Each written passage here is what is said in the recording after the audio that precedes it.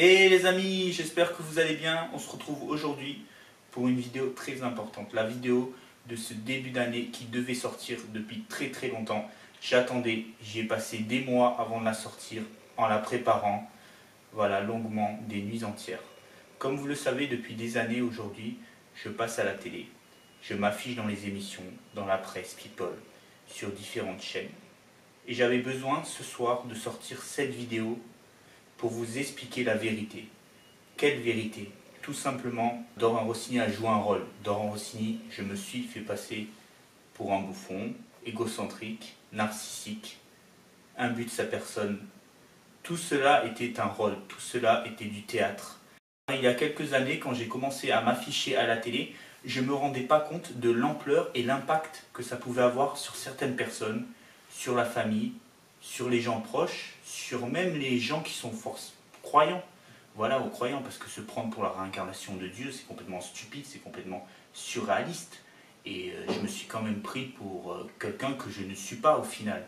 Et tout ça, je le savais dans ma tête. Et pourtant, d'année en année, de 2012 à aujourd'hui, j'ai continué, j'ai enchaîné les émissions, car on me proposait des émissions, tout le temps des émissions. Et moi, au lieu de revenir à ma vraie personnalité, je restais dans mon rôle. C'est ça qu'il ne fallait pas. J'ai fait l'erreur de rester dans mon rôle toutes ces années, parce que je me suis dit, waouh, je fais les couvertures, waouh, je suis dans la presse, je suis dans Entrevue, je suis dans Public Closer.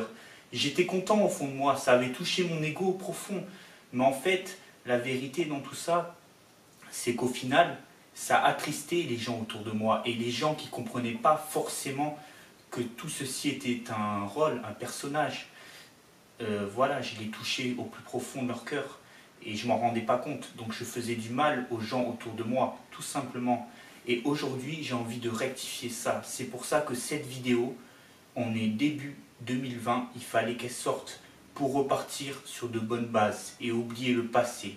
Voilà, Dorian Rossini est connu grâce à ses conneries passées, mais aujourd'hui, j'ai décidé qu'on parte sur de nouvelles bases, des bases saines, des bases travaillées, comme quand on voit par exemple à la télé des humoristes, Kev Adams, qui travaillent ses textes, qui étudient tout ça en profondeur avant de se lancer. Par exemple, comme vous le savez, il y a quelques jours, il était en prime time sur TF1, il a travaillé son spectacle. 10 ans de spectacle, c'est travaillé, c'est pas de la... Voilà, c'est pas un rôle stupide comme j'ai fait moi de réincarnation de Dieu, juste pour m'afficher. Un rôle qui au final m'a servi à rien, oui, à gagner de l'argent, à gagner de la notoriété. Mais pourquoi au final? Pour paraître comme un guignol, comme un bouffon, vous comprenez? Donc franchement, voilà, je suis attristé et je devais absolument sortir cette vidéo aujourd'hui. C'était primordial. Voilà, je ne pouvais pas faire autrement. Je me suis dit dans ma tête, je ne vais pas sortir cette vidéo. Pourquoi cette vidéo n'est pas sortie avant? Tout simplement car j'ai pensé au fond de moi que ça ne sert à rien, que les gens comprenaient maintenant que j'ai joué un rôle.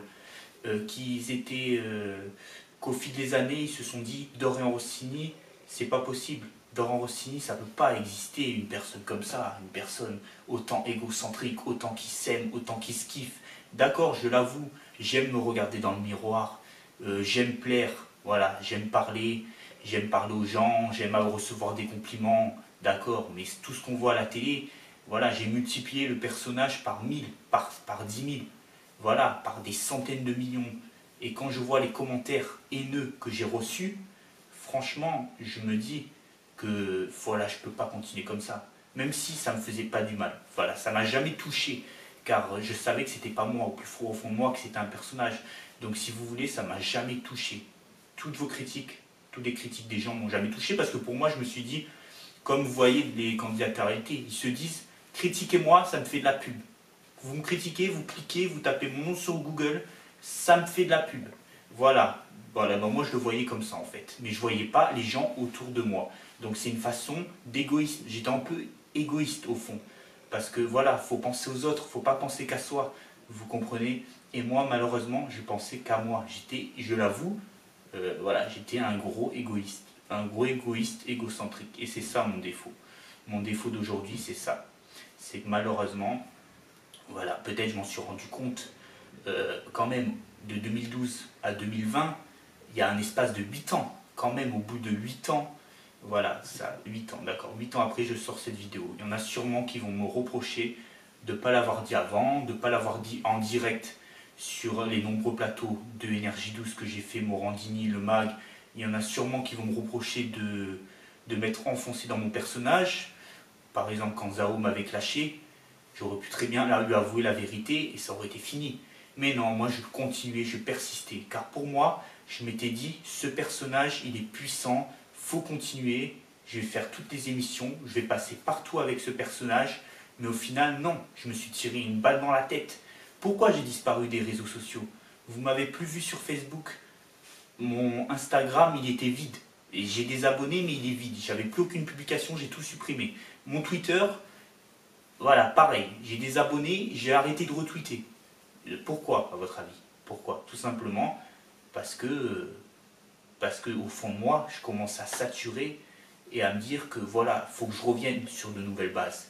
Et j'attendais ce moment. Et ça, c'est la vidéo qui va me permettre, j'espère que vous allez très bien comprendre cette vidéo, de revenir sur de bonnes bases et partir vraiment sur des bases solides et des bases consistantes. Voilà, des bases vraiment qui vont me permettre d'évoluer.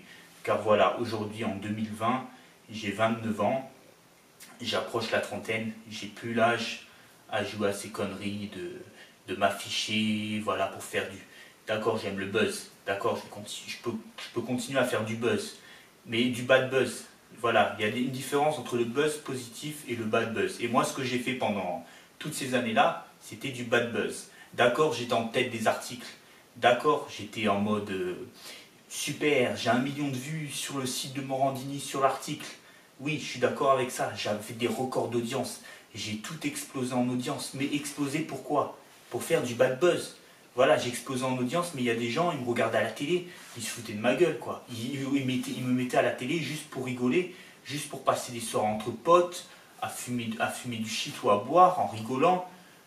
Voilà, tout le monde, tous les jeunes passent des soirées à fumer entre potes. Mais là, ils avaient comme distraction de se foutre de ma gueule.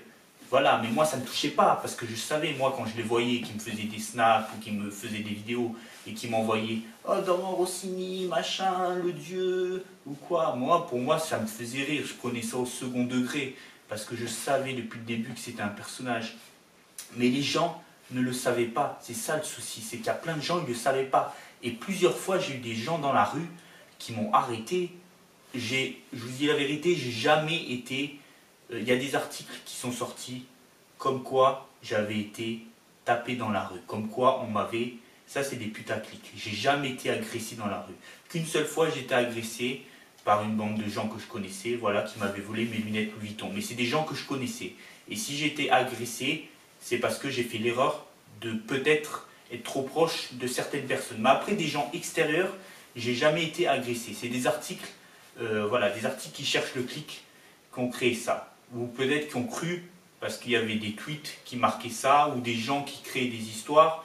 Voilà, et c'est vrai que j'étais un peu le bâton, le mec qu'on aime battre, le mec qu'on aime taper, qu'on aime critiquer, parce que voilà, tout le monde disait c'est Dorian Rossini, il s'affiche partout, il aime ça, il aime recevoir des coups. C'est presque comme de la sadomaso.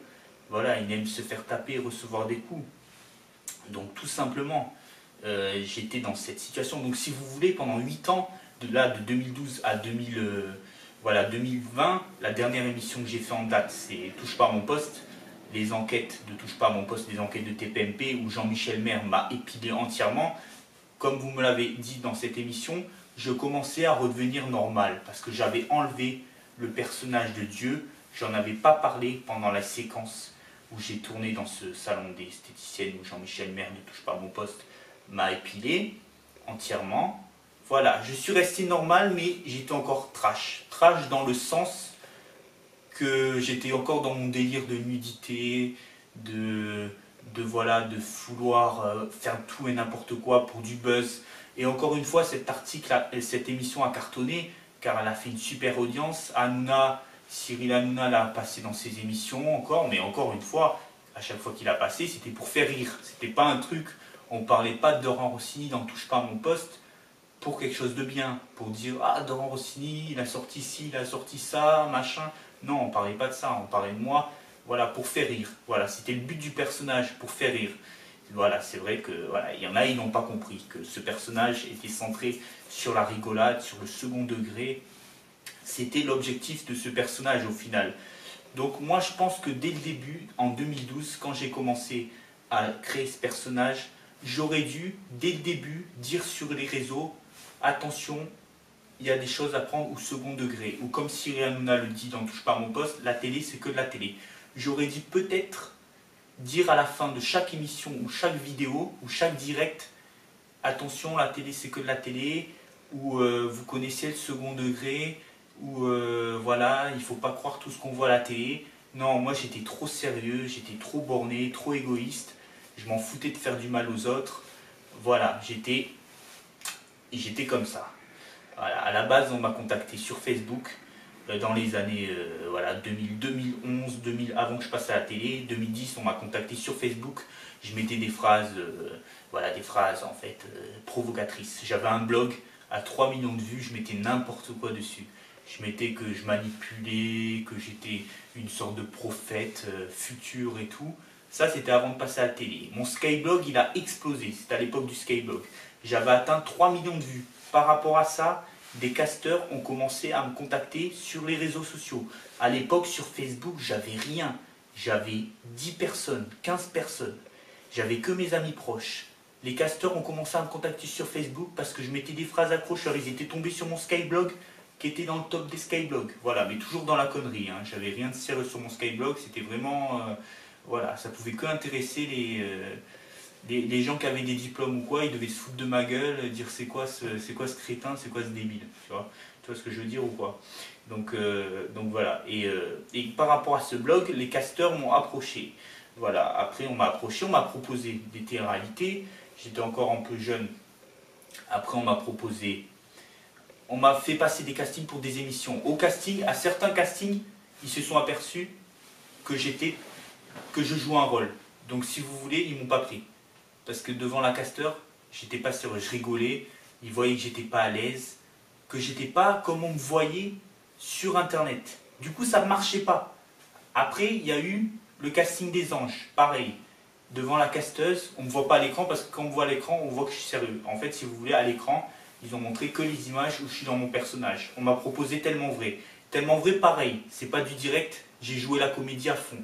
Il y a des scènes, je les ai refait 10 000 fois pour être sérieux et pour pas rigoler. La scène du téléphone de Siri qui est le plus beau, j'ai dû la faire 50 fois parce que j'étais mort de rire, j'arrivais pas à rester sérieux tellement que ça fait crétin. La scène où je m'énerve aussi, dans la chambre, pareil. La scène où je suis à Cannes, où je distribue mes flyers, pareil, j'ai dû refaire toutes les scènes parce que j'étais pas sérieux. C'était de l'acting, c'était du théâtre. Donc ça se voyait que j'étais pas naturel, je faisais pas du premier coup toutes les scènes. Donc quand je faisais des castings pour des émissions de réalité, je me vautrais entièrement. Parce que les casteurs, ils voyaient que j'étais pas naturel, que je jouais un rôle, donc ils me prenaient pas. Ils m'ont pas pris dans les anges, voilà, tout simplement.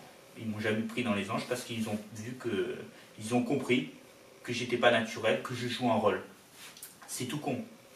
Voilà. Tout con, ils se sont aperçus ça. Donc après, j'ai enchaîné les émissions. Mon personnage a commencé à prendre de l'ampleur. Alors quand ils ont vu ça, ils ont commencé à m'inviter sur tous les plateaux télé. Le MAG, Morandini, voilà, M6, ils ont fait un accès privé sur moi qu'au final, ils n'ont jamais diffusé parce qu'ils ont jugé ça trop trash. Voilà. C8, j'ai fait des émissions sur C8, j'ai fait tous les zappings sur France 2, j'ai fait plein d'émissions. J'ai fait la télé-réalité que vous avez suivie avec Bob Sinclair, c'est pareil. Face à Bob Sinclair, je suis resté dans mon personnage. Même lui, il ne comprenait pas. Il n'a pas saisi, pourtant c'est une star internationale, mais il n'a pas saisi que je jouais un rôle. Et peut-être que s'il aurait compris, au final, il m'aurait plus aidé. Et voilà, il m'aurait aidé dans la musique, dans quelque chose de sérieux. Mais non, je suis resté. J'étais égoïste, je suis resté dans mon personnage. Du coup, Bob Sinclair, il a fait quoi? Il a fait l'émission avec moi. Et après, eh ben, voilà, des nouvelles de temps en temps, mais plus trop de nouvelles parce qu'il s'est dit, ce mec, c'est un taré. Il se sert à quoi de bosser avec lui? Il est taré. Il n'avait pas compris le personnage. Voilà pourquoi le second degré, c'était important de le dire dès le début. Après, il y a eu aussi d'autres émissions. Il y a eu les 7 péchés capitaux sur C8, présenté par Julien Courbet, excusez-moi. Donc l'émission de Julien Courbet, c'est pareil. La boîte de prod de Julien Courbet m'a contacté par rapport à toutes les émissions que j'avais fait. Voilà, ils m'ont dit, ça te dit d'être les 7 péchés capitaux. En fait, c'était une émission qui regroupait tous les péchés de la télévision. Et ils se sont dit, on va prendre dans le péché l'orgueil, on va prendre le mec le plus prétentieux de la télé qui existe, qui a fait plein d'émissions, qui a fait plein de presse, plein de... On va le prendre. Voilà. Et les 7 péchés capitaux. Les 7 péchés capitaux, c'est la production de Julien Courbet, voilà, qui m'a contacté pour me mettre parmi les candidats, comme je vous expliquais, le plus prétentieux de la télé. Ils m'ont mis dans l'émission, pareil. Quand j'ai eu la casteuse au téléphone, je vous dis la vérité, hein, on est dans la vidéo confession. La casteuse, au début, elle n'en croyait pas ses yeux, parce qu'elle s'est dit, mais attends, il ne me parle pas au téléphone comme il a à la télé. Tu comprends ce que je veux dire ou pas? Ça veut dire que même une casteuse qui était de l'autre côté, dans l'ombre, elle a pensé que j'étais vraiment fou, comme je le montrais à la télé. C'est pour te montrer que même le second degré, des fois, les casteuses, ils ne comprenaient pas ça. Et je l'ai eu au téléphone, et je lui ai dit, oui, ça me dirait de faire l'émission, franchement, merci de me la proposer, mais voilà, mais j'étais en mode normal. Elle s'est dit, mais il n'est pas prétentieux comme à la télé, bref. Et du coup, le premier jour de tournage, des 7 péchés capitaux, voilà, ils sont venus me filmer dans mon quotidien. Pareil, elle m'a trouvé endormi. Elle m'a dit, mais t'es malade, Dorian quand elle est venue me voir le matin avant le tournage. J'ai dit, non, je suis pas malade, pourquoi? Elle me fait, mais je sais pas, t'as pas le punch que t'as dans les émissions? T'es pas en mode, je rentre dedans, en mode, je suis le meilleur, je suis Dorian Rossini, je suis le plus beau. Elle m'a dit, mais qu'est-ce qui se passe? J'ai dit, bah, les caméras, elles sont éteintes. Je sais pas, quand les caméras sont éteintes, je suis normal. Ouais, je me regarde, je m'aime quand même. Mais je suis normal. Je crie pas partout. Ouais, Dorian Rossini, yeah, Dorian, musculation. Non, je suis normal. Vous comprenez? Et non, en fait, elle comprenait pas. C'est ça le pire. C'est que elle a pas compris. Et elle a dû faire 1 heure de trajet avec moi pour aller à l'endroit où c'est qu'on tournait, pour parler avec moi et pour comprendre. Et en gros, elle m'a dit, à la fin, elle m'a dit, mais en fait, je te verrais plus humoriste ou faire des vidéos sur YouTube. Mais pas... Elle m'a dit, en gros, là, tu es en train de gâcher le personnage. Il faut... Déjà, elle m'a dit, il faut que tu aies un travail à côté. Parce que moi, je lui ai dit, je fais que ça, je travaille pas. Elle m'a dit, tu peux pas rester comme ça. Il faut que tu aies un travail à côté, il faut que tu bosses. Et si un jour la télé, ça continue, parce qu'elle m'a dit, ça peut s'arrêter à tout moment, la télé. Il faut que tu travailles à côté. J'ai dit d'accord. J'ai dit, voilà, j'ai écouté ses conseils, j'ai suivi ses conseils. Du coup, là j'ai bossé. Et j'ai réussi à avoir un CDI en 2 mois. Et là, je suis en CDI depuis 1 an. Et à côté de ça, comme vous pouvez le voir, voilà, je suis sur la chaîne YouTube. Je suis en train de la construire. Je vais faire des trucs super sérieux, super professionnels. Arrêtez avec les conneries. J'ai suivi les conseils de cette fille qui m'a beaucoup aidé. Voilà. Alors, après les 7 péchés capitaux, C8 m'a proposé les enquêtes de TPMP. Comme je vous ai expliqué, les enquêtes de TPMP, voilà, c'est un casteur. C'est le même casteur qui m'avait filmé pour Tellement Vrai et pour d'autres émissions, qui m'a proposé les 7 péchés. Non, qui m'a proposé les enquêtes de TPMP. Donc moi je lui ai dit, voilà. Mais il m'a dit, ouais, mais je veux vraiment une personne qui fait tout, comme toi. Hein. Voilà, je ne veux pas rester soft ou quoi. Moi j'ai dit non, moi t'inquiète, je suis dans mon personnage, tu me connais, tu m'as tourné dans Tellement Vrai ou quoi, machin. Donc voilà, je suis resté encore dans mon personnage, j'ai fait l'erreur. Mais après, c'est vrai que j'ai eu beaucoup de commentaires et de messages de votre part. Vous m'avez dit, dans la dernière émission que tu as fait, dans les enquêtes de TPMP, franchement, tu as été plus naturel. On t'a trouvé beaucoup plus naturel et tout. Tu as changé de rang, tu commences à évoluer. On m'a dit ça. Et c'est vrai que voilà, de passer dans cette émission et qu'on me dise ça, parce que moi je suis un grand fan de Cyril Hanouna, et voilà, j'ai toujours rêvé de passer dans une de ces émissions, et de passer en dernier dans cette émission, et qu'on me dise ça, ça m'a fait plaisir, quoi. Ça m'a fait plaisir de votre part. Donc c'est pour ça que à partir de ce moment-là, je commençais à réfléchir à cette vidéo de vérité. Voilà, la vérité sur Dorian Rossini. Qui est-il réellement? Voilà comment va se nommer normalement cette vidéo. Je ne sais pas encore, hein, le temps de faire le montage et tout, mais normalement elle va avoir ce titre. Et du coup, voilà. Ensuite, je voulais en venir, niveau télé, j'ai fait ce que j'avais à dire. Voilà. J'ai fait d'autres émissions, mais je ne suis pas rentré dans les détails, sinon la vidéo elle va faire 1 heure. Donc là, voilà, on a vraiment passé, j'ai passé en revue les plus gros chapitres. Tellement vrai, Bob Sinclair, les 7 péchés capitaux. Bon, j'ai fait plein d'autres émissions à côté. J'ai fait des plateaux télé en live et tout. Je ne vais pas en parler parce que on ne va pas parler de ça. Vous avez compris le plus gros du sujet. Maintenant, je vais parler de la presse. Parce que j'ai fait plusieurs interviews dans la presse publique où, par exemple, je disais il faut détruire les églises, le pape a démissionné à cause de moi, c'est moi qui ai choisi le nouveau pape. Le problème, c'est qu'il y a des gens qui m'ont pris au sérieux par rapport à ces interviews. Mais ce qu'il faut savoir, c'est que normalement, quand tu fais une interview dans la presse, tu es sincère. Mais moi, comme je vous ai dit depuis maintenant 30 minutes, je ne suis pas sincère dans mon personnage. Donc forcément, je ne vais pas être sincère dans une interview. Le mec de public, ou le mec de closer, ou le mec d'entrevue, il va me dire tu te prends vraiment pour Dieu? Je vais lui dire oui. Parce que je suis dans mon personnage. Si je dis non, ils vont comprendre que je joue un rôle. Et du coup, pour moi, ça allait niquer mon personnage. Pour mon égoïsme personnel. Parce que je n'ai pas pensé aux autres sur le haut. Donc voilà, aux interviews, je continue dans mes délires. Faut détruire les églises, faut créer des temples à mon effigie. Le pape a démissionné à cause de moi. Faut créer une émission sur moi de Rossini, les dieux de l'amour. Voilà, j'étais parti dans mon délire mégalo, même dans les interviews. Et il y a plein de gens qui m'ont dit ça. Ils sont venus me parler, ils m'ont dit mais en fait, c'est pas un rôle. Parce que ils se sont dit j'ai pensé que c'était un rôle. Mais le truc, c'est que au final, je lis sur des papiers que tu dis la même chose que tu dis à la télé. Mais moi, j'avais envie de leur dire dans vos têtes, mais frérot, c'est un personnage. Si je suis à la télé comme ça, dans la presse, je vais dire la même chose. Demain, voilà, tu me croises dans la rue ou quoi, je te dis que c'est un rôle. Tu piges ou pas? Mais là, c'était pas la rue, c'était du papier qui est relayé à la télé après, où les médias, tout cet univers s'englobe. Télé, médias, radio.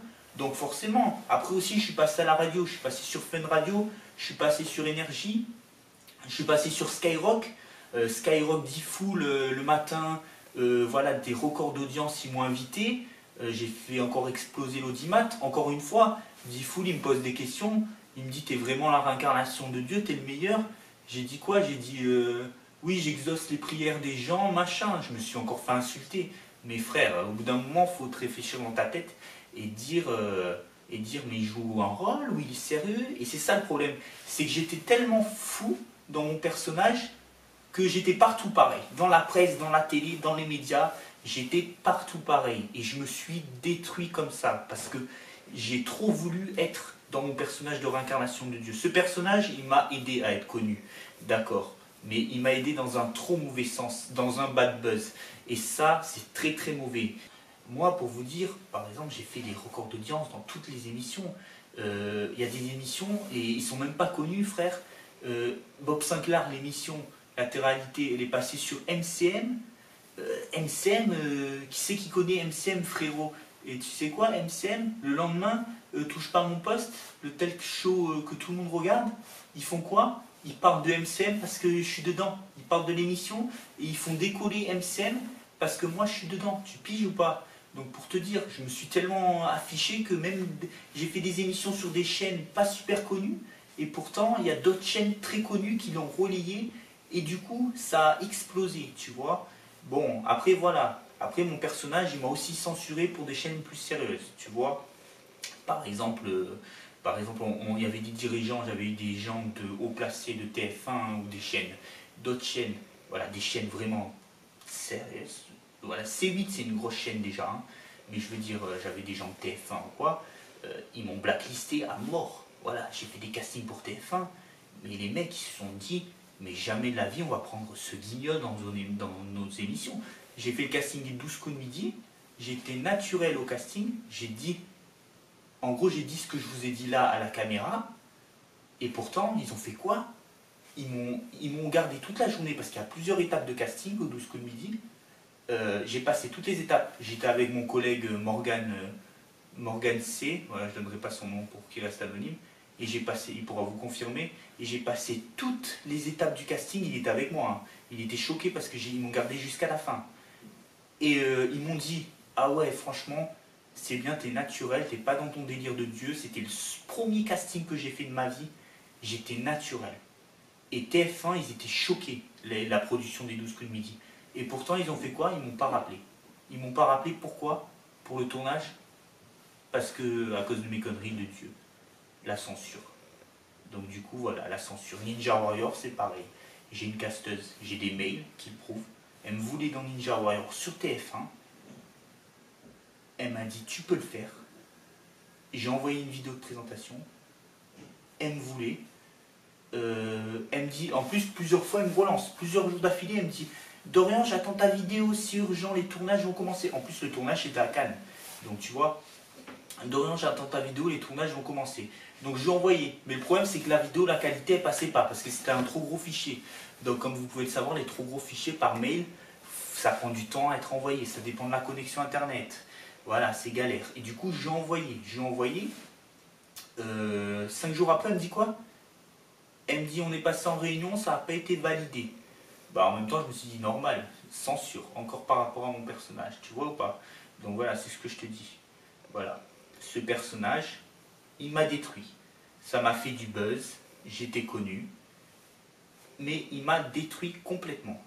Voilà, j'ai fait du bad buzz. Voilà, donc je vous déconseille de faire, si un jour vous rêvez de passer à la télé, vous ne savez pas comment faire et vous avez une idée de vous inventer réincarnation du diable ou réincarnation de Marine, de Napoléon, je sais pas quoi, laissez tomber frérot, les amis, la famille, les potos, laissez tomber franchement, je le déconseille, parce que ça va vous griller pour toute votre vie. Et encore là aujourd'hui, on est en 2020, et je vous garantis, sur la tête de ma mère, il y a des gens, ils me parlent encore de Tellement Vrai, ou des émissions qui datent de 2012, ils me parlent encore de ça, ils me parlent encore de ça, et je suis obligé de leur expliquer pendant 5 minutes que c'est un personnage, où ils parlent avec moi pendant 5 minutes, et ils me disent « Ah mais t'es pas du tout pareil en vrai qu'à la télé, t'as du vocabulaire, voilà, t'es un jeune, t'es dynamique, t'es pas en mode égocentrique à fond, prétentieux, et ça me fait plaisir, tu vois. »